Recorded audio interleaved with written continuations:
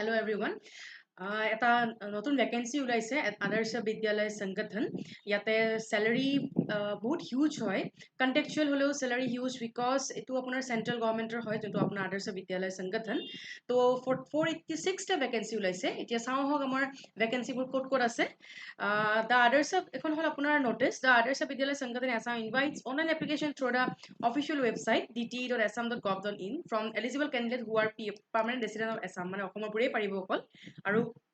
ইয়াত কৈছে যে আপোনাৰ ভ্যাকেন্ট পোষ্ট অফ আদৰ্শ বিদ্যালয় of Assam which are CBSE affiliated English medium স্কুলবোৰ হয় educationally backward blocks of Assam ইয়াতে আপোনাৰ যোনটো ক্যাটাগৰী আৰু ভ্যাকেন্সি হয় এটা লিখি দিছে পোষ্ট গ্ৰেজুৱেট টিচাৰ আছে 143 annual pay package হল 5,10,543 হয় ইনক্ৰিমেন্টও আছে ইয়াতে এটো হল annual package মানে yearly আৰু গ্ৰেজুৱেট টিচাৰ 195 হয় পোষ্ট আৰু salary হল 3,45,924 assistant teacher 115 3,07,000 হয়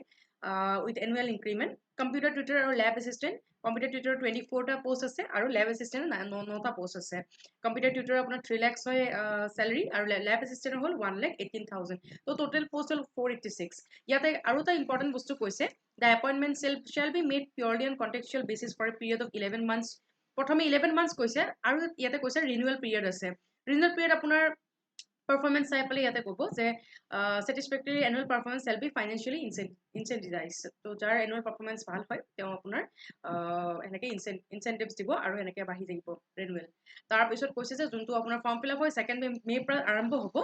ইয়াৰে আৰু কৈছে internet application requested to visit the official website DT ৱেবসাইটটো চাব দিছে 2nd মে পৰা আৰু তাতে আপোনাৰ যোনবিলাক লিংক লাগে এপ্লিকেশন আৰু জিজি আছে সেইখিনি গুটেখিনি ইয়াতে দিয়া হোৱা আছে তো ইয়াৰে মাজতে মই আৰু এটা ইম্পৰ্টেন্ট নিউজ কৈছো যে বহুতে কৈ আছে যে ডিএমই কাৰণে আৰু ক্লাছ লগা হৈছে যেহেতু ডিএমই এক্সাম আহিছে অলমোস্ট সাগে জুন বা জুলাইত হোৱা কথা কৈছে তো ইয়াৰ কাৰণে আমি 60 প্লাস মক টেষ্ট আৰু ই বুক अवेलेबल আছে বুকছৰ কাৰণে আপোনাৰ you can use the code Y77WORKS S Y7711S for books while আপোনাৰ সিটেটৰ কাৰণেও কোৰ্স আৰম্ভ হৈছে যত আমাৰ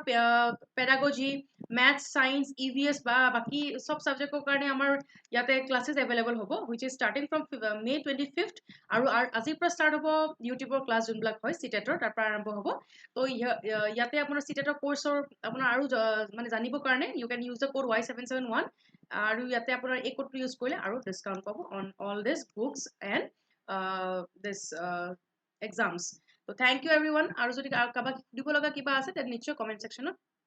আমাক সুধিব পাৰে thank you everyone for watching ইয়াৰ মাজতে মই কৈছো যে আমাৰ অফাৰ চলি আছে ষ্টাডি আৰু ইয়াতে যোনবিলাক আমাৰ বুকস আছে বুকছৰ কাৰণে you can use the code Y771S আৰু ইয়াতে যোনটো বুকস আছে বহুত ভাল ভাল বুকস কিছুমান আছে যৰ পৰা চাই পেলাই আমাৰ টিচাৰ বিলাকে তাৰ পৰা পঢ়াও যেনেকৈ জেনাৰেল ষ্টাডিজ আছে তাৰ পিছত আছে maths Assam history Indian history গুটেইবোৰ দেন আপোনালোকে এইবোৰ